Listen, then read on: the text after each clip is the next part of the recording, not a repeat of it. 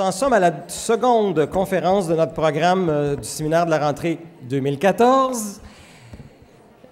Et j'ai eu instruction de peser sur un bouton juste là à ma gauche et ensuite de présenter le prochain conférencier sans autre forme de procès. Je vais donc exécuter la consigne en question. S'il vous plaît. Je ne sais pas ce qui va arriver là.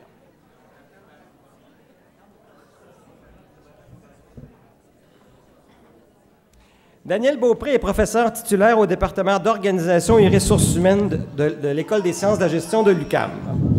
Détenteur d'un doctorat en relations industrielles de l'Université Laval, ses champs d'expertise sont principalement la gestion des ressources humaines, l'organisation du travail et le phénomène syndical. À ce sujet, c'est bon. Daniel Beaupré a œuvré au sein du mouvement syndical pendant plus de 8 ans à titre de conseiller, négociateur et président lorsqu'il travaillait en Abitibi-Témiscamingue. Ses talents de pédagogue ont été reconnus aussi bien par ses étudiants réguliers que par la clientèle active sur le marché du travail. Et je terminerai parce qu'il m'a dit de prendre mon temps parce qu'il y a quelque chose qui défile à l'écran que je ne vois pas. Et je dirais aussi que M. Beaupré collabore avec nous pour donner la formation de gestion des ressources humaines en milieu syndiqué que certains d'entre vous ont peut-être eu l'occasion de voir. Donc voilà, M. Beaupré. Okay, tu peux regarder.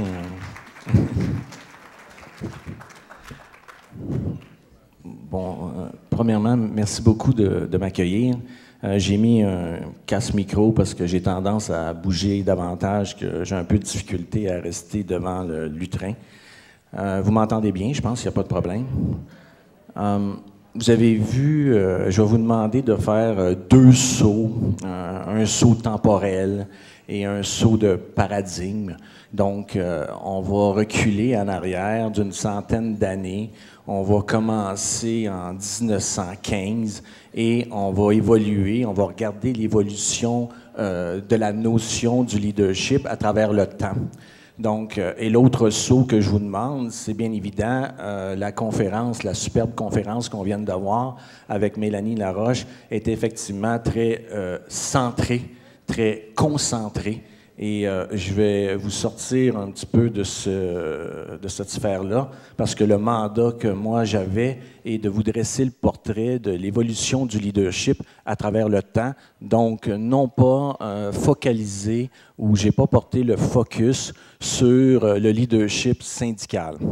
Donc, et bon, je me suis amusé avec un nouveau logiciel qui s'appelle Prezi. Donc, si ça fonctionne bien. OK, leader pour demain. Si ça fonctionne bien. Ça fonctionnait il y a cet après-midi et ça ne fonctionne plus. Bon, je ne sais pas s'il y a quelqu'un qui peut... Je ne sais pas s'il manque un...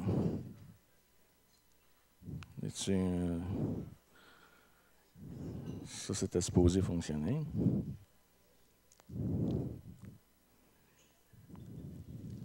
Ça ne va pas être trop long.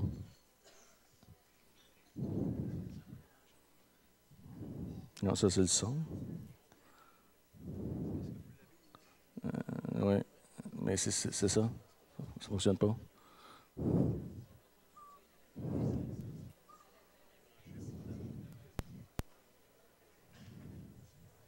Fonctionnait tantôt. Non. Bon, écoutez, bon, je vais continuer. Moi, je vais continuer avec la souris, puis c'est pas plus grave que ça. Là. Sans ça, on a déjà un petit peu de retard, je crois.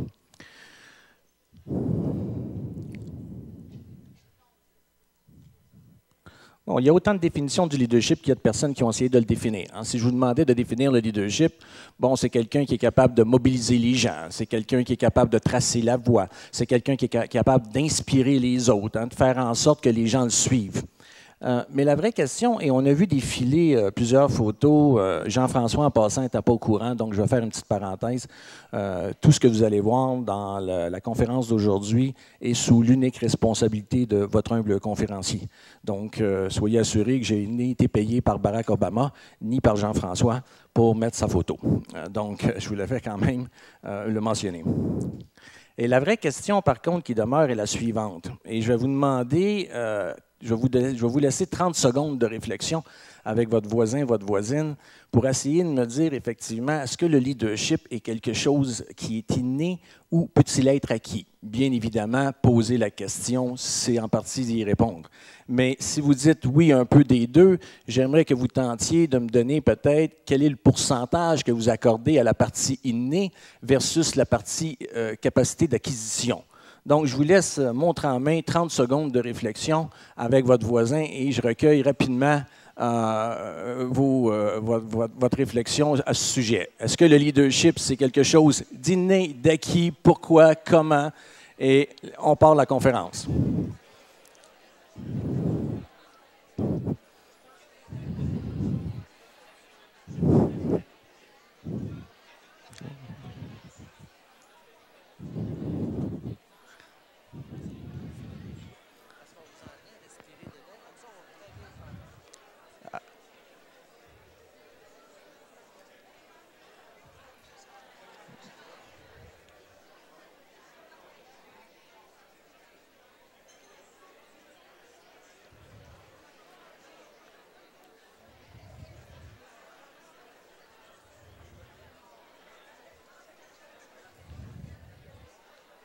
Ben oui, il fonctionnait tantôt.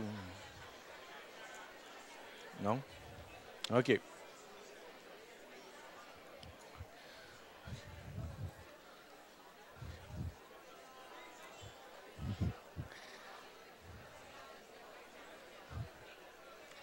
Et puis, est-ce que vous m'entendez? Oui? Ça fonctionne toujours?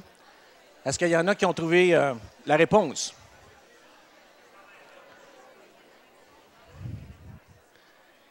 Quel est le fruit de votre réflexion? C'est acquis? 80% acquis, 20% inné. Est-ce que tout le monde est d'accord avec monsieur? Non. OK, madame. Ah, vous êtes d'accord. OK, bon. OK. J'ai entendu des noms. Qui a dit non? Oui, combien?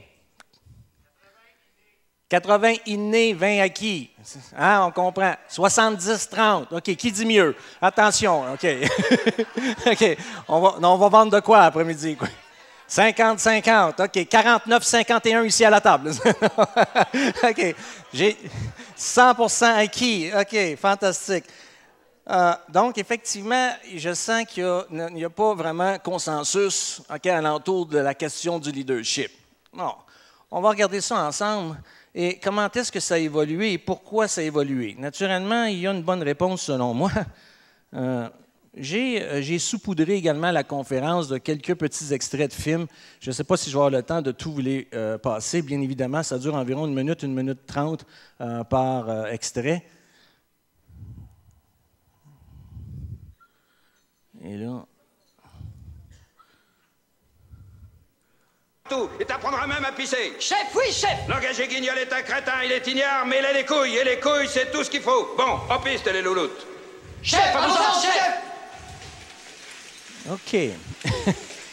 ça vous rappelle quelque chose? Oui, hein, il y en a qui... Donc, à l'époque, il y avait... là, je suis en 1915-1920 pour une cinquantaine d'années, dans un contexte particulier. On avait, effectivement, Taylor avait développé l'organisation scientifique du travail avec des principes de standardisation, de parcellisation des tâches, de rémunération à la pièce. Et je fais une différence fondamentale ici entre la rémunération à la pièce et la rémunération au rendement. Je reviendrai un petit peu plus tard là-dessus, mais c'est important de le savoir. Et une hiérarchie forte et centralisée. Donc, quelles sont les caractéristiques de ce contexte-là? Donc, on a un leadership qui est autocratique, qui est directif, bien évidemment. Donc, c'est un leadership qui a connu son essor pendant une quarantaine d'années, une cinquantaine d'années. Et l'idée est la suivante, bien évidemment, c'est « fais ce que je te dis », parce qu'il y avait séparation entre la conception et l'exécution du travail. Ceux qui concevaient le travail n'étaient pas ceux qui l'exécutaient, bien évidemment, dans nos entreprises. Et c'est bien dommage parce qu'il y a encore plusieurs entreprises qui ont encore cet aspect-là de nos jours, bien évidemment. Ce qui est arrivé un petit peu, donc les dérives de ce type de leadership-là, bien évidemment, c'est un leadership qui est peu mobilisateur, qui engendre de la résistance, qui mine la créativité, qui freine l'innovation. Par contre, dans tous les types de leadership, il y a parfois certains aspects positifs. Et bon, le leadership directif peut avoir dans certaines situations, comme une situation de crise ou d'urgence, bien évidemment, vous avez le feu chez vous, vous appelez les pompiers, vous espérez qu'ils ne vont pas former un sous-comité tout de suite parce que le rouge n'est pas dans la palette de couleurs d'un des pompiers. Hein? Donc, on espère qu'effectivement, il arrive le plus rapidement possible sur les lieux de l'incident afin de régler. J'ai travaillé avec les pompiers et je peux vous dire que c'est dans toute situation. J'ai travaillé avec les policiers également, mais j'ai travaillé avec les pompiers. J'étais dans le camion lorsqu'il y avait des urgences et je peux vous dire que lorsqu'on arrive sur une situation tragique, et j'en ai vécu quelques-unes avec eux, il y a quelqu'un qui dirige. Okay? Et il y a quelqu'un qui dirige de façon autocratique. Okay? Il y a quelqu'un qui va dire à l'autre, tu prends la hache, tu prends la hose, tu prends l'échelle, et il n'y a pas une question de savoir si c'est correct ou pas correct, parce que les gens ont été formés effectivement à réagir parce qu'on est dans une situation d'urgence où la nécessité parfois de sauver des vies a toute son importance et où le leadership autocratique effectivement, peut avoir une valeur ajoutée. Donc, il y a 3 situations que j'ai étudiées. Il y a la situation d'urgence. Il y a une situation parfois où on manque de délai. On a travaillé de façon consensuelle, on s'est trompé, on ne se dirige pas à obtenir, mettons, les résultats qu'on voulait dans le temps qui est prescrit, et on va s'en aller un petit peu vers une situation un peu plus directive. Et la dernière situation est une situation où lorsqu'il y a un individu qui détient une compétence particulière par rapport à la situation donnée. Et ça, c'est fondamental. Naturellement, si je vous amenais sur la Lune aujourd'hui, puis vous me disiez, ouais, ben on ne connaît rien, puis qu'il y avait un astronaute dans la salle, on aurait tendance à lui faire confiance, bien évidemment, pour se diriger, en tout cas pour les premières étapes du voyage.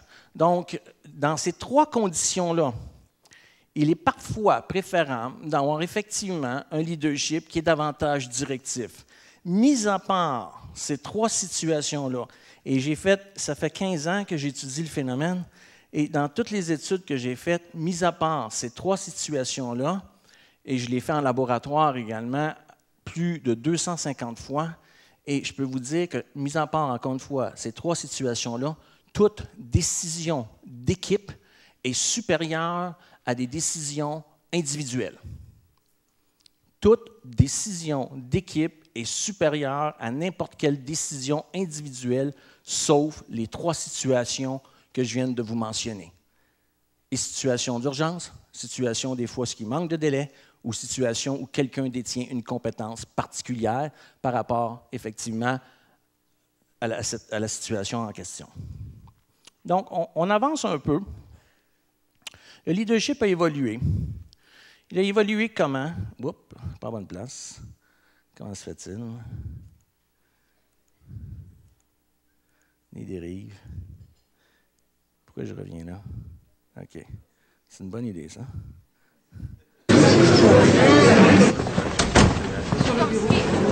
Il arrive. Oui. Il veut avoir le plaisir de nous virer lui-même. Vous restez tous les 2 à l'extérieur. Oui, mais Madiba, ça Je ne vais pas leur parler, cachés derrière des hommes armés. Goy Moralman. Bonjour. Bonjour. Comment allez-vous, madame? Très bien. Je suis content de vous voir. Je vous remercie d'être venu dans un délai aussi bref. Certains d'entre vous savent peut-être qui je suis. Je n'ai pas pu ne pas remarquer les bureaux vides quand je suis venu travailler ce matin, et tous les cartons empilés. Naturellement, si vous souhaitez partir, c'est votre droit. Et si vous sentez au fond de vous que vous ne pouvez pas travailler avec ce gouvernement, il vaut mieux partir, en effet, sans attendre. Mais si vous vous préparez à partir parce que vous craignez que votre langue ou la couleur de votre peau ou avoir travaillé pour l'ancien président vous disqualifie pour travailler ici, alors je tiens à vous dire, n'ayez pas ce genre de crainte. What is vrai is vrai. Le passé est le passé. Nous regardons vers l'avenir maintenant. Nous avons besoin de votre aide. Nous sollicitons votre aide. Si vous choisissez de rester, vous rendrez alors un très grand service à votre pays. Tout ce que je vous demande, c'est de faire votre travail dans la mesure de vos capacités et d'y mettre tout votre cœur. Je promets de faire de même. Si nous y parvenons, notre pays deviendra un phare qui éclairera le monde.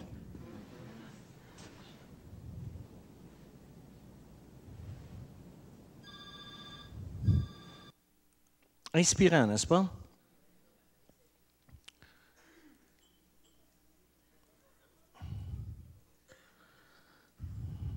Donc, on est dans un leadership qu'on appelle définitivement charismatique. Hein? On connaît des grands leaders de ce monde, les Barack Obama, les Jean-François Piché. Mais vous riez, hein? Mais je vais revenir à la fin et je vais vous expliquer pourquoi que Jean-François est un grand leader et combien dans nos organisations on en a beaucoup de ces leaders-là et que parfois même on manque de reconnaissance vis-à-vis de ces individus-là. Mais, et c'est pas parce que Jean-François va me devoir une bière après la conférence, mais définitivement, il a son importance au sein de l'organisation. On est dans un contexte où, effectivement, il y a une crise d'emploi, de l'énergie, de l'État, contestation de l'ordre établi. On est rendu dans les années 60-70 déjà. Okay? Donc, il y a eu la révolution qu'on a appelée la révolution tranquille au Québec, en France, etc. Et il y a une augmentation du niveau d'instruction dans l'ensemble des pays industrialisés. Ce qui a fait en sorte qu'il dit des gens instruits, dit des gens qui contestent naturellement plus facilement. Hein, bien évidemment, l'organisation scientifique du travail, quand tu as des études, ben, ça te plaît moins un peu. Hein? Et tu fais bzzz, bzzz, bzzz, bzzz, bzzz, bzzz, bzzz. Commencez-vous à être écœuré? OK, imaginez 6 jours par semaine, 10 heures par jour. Okay, à l'époque, en 1915-1920, c'était des horaires de travail. Et il n'y avait pas, quand on quittait notre job, il n'y avait pas nécessairement de filet social. Dans la révolution industrielle au 19e siècle, lorsqu'il y a eu effectivement toutes les machines à vapeur qui sont rentrées dans nos industries, et ça a créé des montagnes de chômeurs. Et vous savez d'où vient le nom sabotage. Hein? D'ailleurs, les gens à l'époque portaient des sabots. Donc, ils lançaient leurs sabots de bois dans les machines pour briser les machines, d'où le nom sabotage. Hein? Parce qu'à l'époque, lorsque tu perdais ta job, tu mangeais quoi? Tu mangeais du rat et du pigeon. Okay? Et c'est même pas drôle, c'est même pas une joke, dans le sens c'était la réalité, effectivement, de l'époque.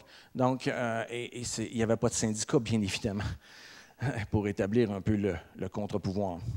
Donc, on est dans une crise de l'emploi. Et là, je regardais je vais vous donner mon âge un peu en vous disant ceci, mais j'analyse les journaux depuis, c'est-à-dire mon père les gardait. J'analyse les journaux depuis 1970 à peu près. Et vous savez, c'est quoi la première qualité qu'on demandait effectivement à un leader de l'époque? C'était la capacité de communication en public. Hein? Puis là, on a eu des gros speeches de plusieurs organisations, des vice-présidents d'entreprises, hein? Des présidents qui arrivaient et qui parlaient à leurs employés à la cafétéria ou au gymnase en disant « Ouais, on est une grosse équipe, la concurrence est à nos portes, il faut se souder ensemble, il faut se tenir. Hein? » On avait ça. Mais en même temps, on se rendait compte, on est tous égaux. Ouais, moi, j'ai ma place de stationnement avec ma Mercedes. J'ai la cafétéria au 30e étage pendant que toi, tu jeûnes ou tu manges à côté de la chambre des fournaises. J'ai une gestion porte ouverte où il faut que tu passes par la secrétaire, la réceptionniste, son directeur adjoint, son vice-président adjoint, etc., avant d'y parler. Okay? Donc, on s'est rendu compte vite qu'effectivement, il y avait certaines dérives par rapport au leadership charismatique dans nos organisations. Donc, par contre, en même temps, dans certaines situations, ça peut être effectivement très motivant. Je fais un petit clin d'œil au leadership transformationnel. Vous allez avoir une conférence demain matin là-dessus. Lorsqu'on parle de leadership transformationnel, on parle effectivement de personnes qui ont beaucoup de charisme, qui vont venir effectivement nous stimuler, qui vont motiver la passion chez nous, qui vont motiver effectivement notre esprit de corps, hein, qu'on va tous travailler ensemble. Je ne vais pas plus loin là-dessus en vous disant simplement que oui, tous les leaders transformationnels ont du charisme, mais ce n'est pas tous les leaders charismatiques qui deviennent des leaders transformationnels, bien évidemment. Donc, ils peuvent être inspirants, ce sont d'excellents orateurs, sont parfois d'excellents visionnaires. Par contre, le problème avec les leaders charismatiques dans nos organisations, hein, et puis on a vu ce que ça peut faire effectivement dans certaines... oui, je vais y arriver. Ça peut avoir certaines dérives. C'est des gens qui prennent beaucoup de place. Hein? C'est des gens qui, dans l'organisation, sont omniprésents, pour ne pas dire omnipotents. C'est des gens qui, parfois, leur vision, là, une fois qu'elle est claire, elle change peu. Donc, ils ne font pas toujours preuve de beaucoup de flexibilité. Et le danger, c'est une sclérose éventuelle de l'organisation lorsqu'on ne laisse pas la place aux autres. Et dans le leadership charismatique, le plus grand danger, c'est effectivement, oui, on va suivre le leader charismatique. Cependant, quelle est la place qui me revient, moi, comme leader, comme acteur fondamental de l'organisation? Comment est-ce, il y avait une question tantôt des plus fascinantes, comment est-ce que je fais pour me mobiliser? Et la réponse de Mélanie était la suivante, c'est-à-dire, oui, il faut se rapprocher du terrain. Il faut aller plus proche des jeunes. Hein? Les jeunes, ils disaient, ouais, OK, ça ne me tente pas d'aller aux assemblées syndicales parce que, bon, c'est plate. C'est sûr qu'un leader qui va toucher l'émotion va avoir du succès. En même temps, une fois qu'il y a eu ce succès-là de mobilisation, est-ce qu'il est en mesure de se retirer pour être capable d'actualiser le plein potentiel de tous les acteurs de l'organisation? Parce qu'un leader charismatique, effectivement, peut être écrasant à certains endroits ou dans certaines situations et qui empêche l'autre, effectivement, de se reconnaître et de développer ses propres compétences parce qu'il n'y a pas de place pour lui.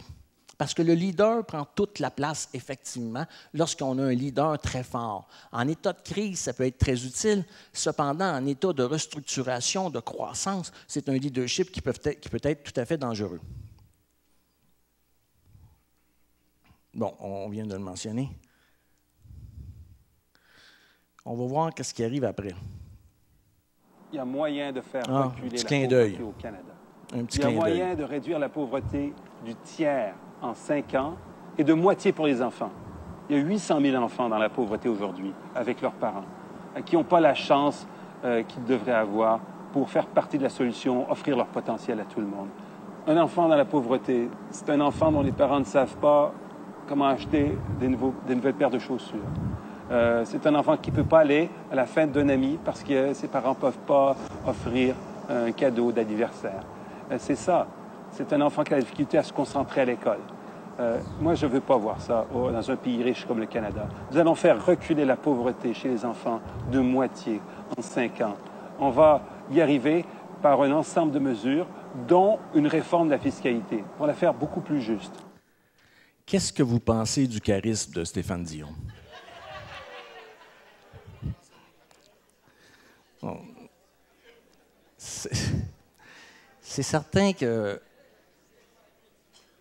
qu'en politique, ça prend un peu de charisme. Et c'est pas que c'était pas quelqu'un d'intelligent, là. Il était professeur à l'université, entre autres. Mais disons que c'était pas le meilleur. C'est pas le meilleur personnage politique. Bon, il y en a qui ont dit tantôt 80% d'innés, 20% d'acquis. C'est certain que dans certaines sphères de la vie publique, en politique, bien évidemment, ça prend des gens qui ont minimalement du charisme pour effectivement être capables de mobiliser l'ensemble de la population, bien évidemment. Ça a été le problème de M. Dion. Je ne suis pas le premier à le dire. Mais ceci dit, où est-ce qu'on s'en va après ça? J'ai un petit film qui est un blockbuster. Hein? À quoi vous jouez, Monsieur Stark? Je me posais à peu près la même question à votre sujet. Vous deviez localiser le cube cosmique. Le balayage progresse. L'algorithme cherche la signature et dès qu'on l'aura, l'endroit s'affichera à 1 kilomètre près. Ouais. Et on vous rendra votre cube les doigts Downey. C'est quoi, la phase 2? En phase 2, le Shield se sert du cube pour produire des armes. Désolé, l'informatique est un peu trop lente pour moi. Rogers, nous avons compilé les informations liées au Tesseract. Ça ne veut pas dire que nous allons produire... Qu'est-ce que vous mentiez? Je me trompais, colonel. Le monde n'a pas changé. Vous étiez au courant de ça? Est-ce que vous accepteriez de vous éloigner de ces instruments de laboratoire?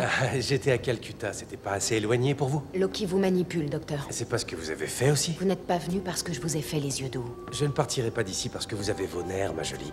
J'aimerais savoir pourquoi le Shield veut se servir du Tesseract pour construire des armes de destruction massive. À cause de lui. Moi? L'an dernier, la Terre a reçu un visiteur d'une autre planète qui, dans sa folie vengeresse, a dévasté une petite ville. Nous avons compris que non seulement nous n'étions pas seuls, mais que nous étions désespérément, ridiculement, sous-armés. Mon peuple ne demande qu'à être en paix avec votre planète. Mais vous n'êtes sûrement pas seuls là-haut. Et vous êtes loin d'être l'unique menace. Le monde se remplit d'adversaires impossibles à affronter et à contrôler. Comme vous contrôliez le cube? Votre projet pour le Tesseract est sûrement ce qui a attiré Loki, ainsi que ses alliés. C'est le signal pour tous les royaumes que la Terre est prête pour une forme de guerre supérieure. Une forme supérieure? Vous nous avez forcé la main, il a fallu qu'on trouve une un moyen... Une dissuasion nucléaire. C'est toujours la meilleure façon de calmer tout le monde. Veuillez me rappeler comment vous avez fait fortune, Stark. S'il fabriquait toujours des armes, Stark serait certainement une mouillé. minute, pourquoi on ne parle plus que de moi?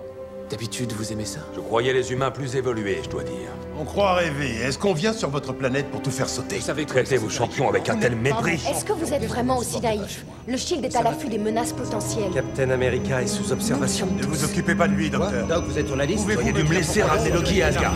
Dans la chevauche. OK. Bon. Ce qui est intéressant dans cet extrait-là, c'est que c'est un autre style de leadership. Naturellement, bon, tout le monde a reconnu les super-héros les Avengers, qui comblent effectivement dans nos écrans depuis quelques décennies, toutes les Marvel. Mais j'ai commencé à réfléchir, parce que je m'intéresse à la psychologie des personnages également.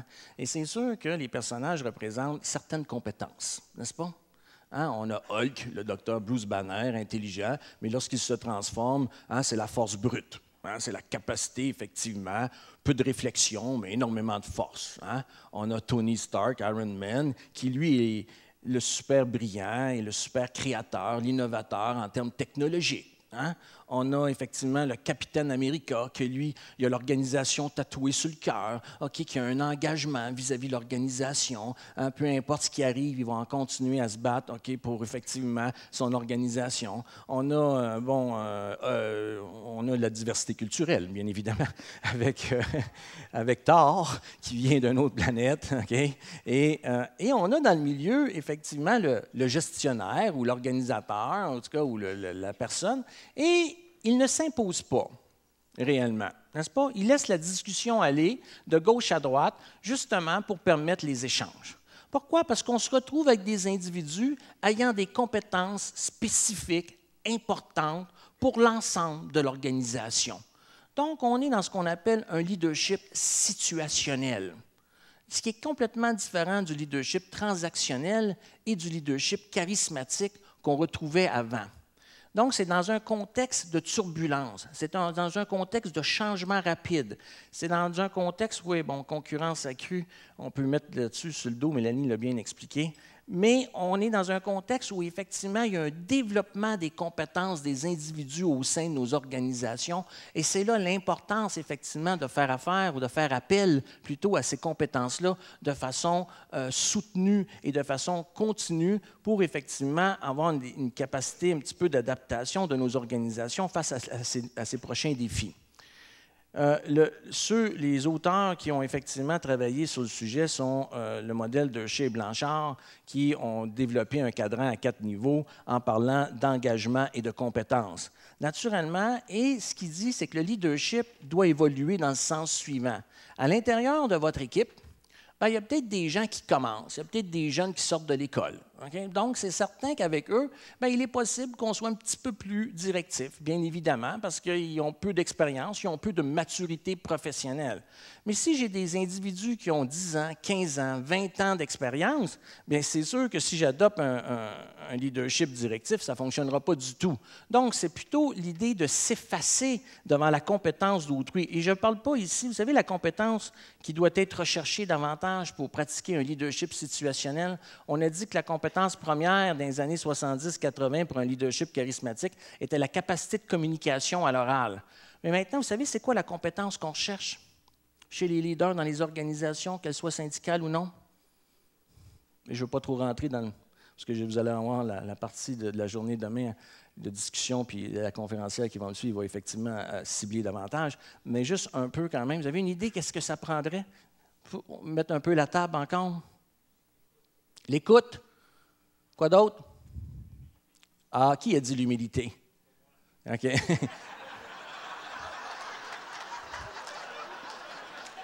Je vous demanderai de vous lever debout. Okay. Bon. Non, monsieur a entièrement raison. C'est quoi votre nom? Okay. Pierre a entièrement raison. Effectivement, c'est l'humilité. Pas pris dans son sens judéo-chrétien du terme. Je ne me flagelle pas en ce moment, d'accord? Mais plutôt l'humilité dans le sens de ne pas être sur les phares de la rampe tout le temps parce que je suis en charge d'un groupe d'individus de 10-15 personnes. Et et plutôt de dire, et d'arriver, quand Mélanie tantôt parlait que oui, dans les entreprises, les organisations, puis pas juste public, privé également, il y a beaucoup de réorganisation du travail, il y a beaucoup de comités d'organisation du travail au niveau des cercles de qualité, de l'amélioration continue, et on bypasse effectivement souvent le représentant syndical, parce qu'on sait que ces gens-là, pourraient dans l'éventualité, dans une pensée capitaliste, être à l'encontre, effectivement, de ce mouvement-là. Fait qu'on les invite pas comme porte-parole. Et là, la question du leadership, effectivement, devient de plus en plus importante parce qu'il va falloir prendre une place à l'intérieur d'un ensemble de cette réorganisation-là du travail. Il va falloir prendre une place, effectivement, solide. Il va falloir être présent sur le plancher au niveau de cette nouvelle forme d'organisation du travail ou des réorganisations qui sont en train de s'installer au sein de l'ensemble des organisations, qu'elles soient publiques, privées ou autres. Donc, la question du leadership situationnel prend tout son sens. Et la question de l'humilité pour faire ressortir l'ensemble des compétences des individus de l'organisation est un nouveau leadership qui est mis de l'avant. Il existe par contre encore un problème avec ce leadership-là. Vous savez ce qui peut être? Vous savez, si vous avez une idée de ce que pourrait être le problème avec un leadership comme celui-ci?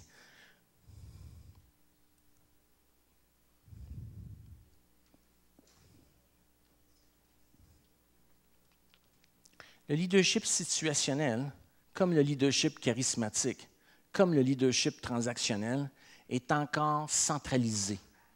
Il est encore centralisé sur une personne, souvent en particulier. Et tout est là le problème du leadership. Et tout est là le problème de notre conception du leadership.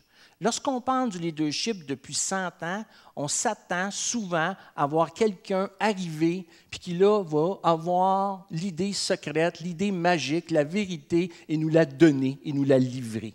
On a une mauvaise conception de ce que doit être le leadership dans nos organisations. Et c'est un problème incroyable et notre perception, même inconsciente, est façonnée par cette idée-là de la personne, de la main invisible souvent, de celle qui va venir nous sauver parce qu'on va le considérer à nos yeux comme étant le meilleur leader pour notre organisation. Tant et aussi longtemps qu'on va penser de cette façon-là, l'organisation va être en danger par rapport à sa capacité de réagir rapidement versus les défis auxquels cette organisation fait face, dont la mobilisation des jeunes dans le mouvement syndical. Mais c'est beau de vous dire ça. Hein? Donc, des fois, il peut y avoir des dérives, justement, consultation excessive, réactivité, prise de décision parfois moins efficace selon la contingence ou l'urgence, on l'a dit tantôt. Qu'est-ce qui arrive demain dans les organisations? On arrive avec des structures davantage éclatées. On arrive avec une certaine virtualité du travail. Hein? On arrive avec le télétravail. Les gens travaillent à partir de la maison, etc., travaillent avec les ordinateurs. Bon, je vois les gens en route. Hein? On en a combien? Il y a même des lois qui interdisent maintenant de chatter ou de téléphoner pendant qu'on conduit. C'est rendu, en même temps, on est rendu quelque peu esclave, effectivement, de cette technologie-là. Mais de l'autre côté, hein, il y a une transformation de l'espace et du temps, il y a une délocalisation des lieux de travail et des lieux physiques qui va faire en sorte qu'on n'a plus besoin d'un leader, on a besoin de plusieurs leaders. On va avoir besoin de plusieurs compétences mobilisées à la fois. On va travailler de plus en plus en gestion de projet. Et dépendant du projet, bien, telle personne va avoir telle compétence. Et on doit lui déléguer entièrement le leadership par rapport à l'entièreté de ce projet-là. Et c'est normal, le leadership doit être mouvant, le leadership doit être mobile, le leadership doit se transporter d'une personne à l'autre en fonction des compétences requises par rapport à la situation. Oubliez le paradigme du leader unique et centré sur une personne. Si vous continuez à penser de cette façon-là, là, il y a encore des problèmes dans l'organisation et on va en reparler dans 5 ans, dans 10 ans. On va être au même point par rapport aux attentes de nos leaders, qu'ils soient syndicaux ou autres. Merci de votre écoute.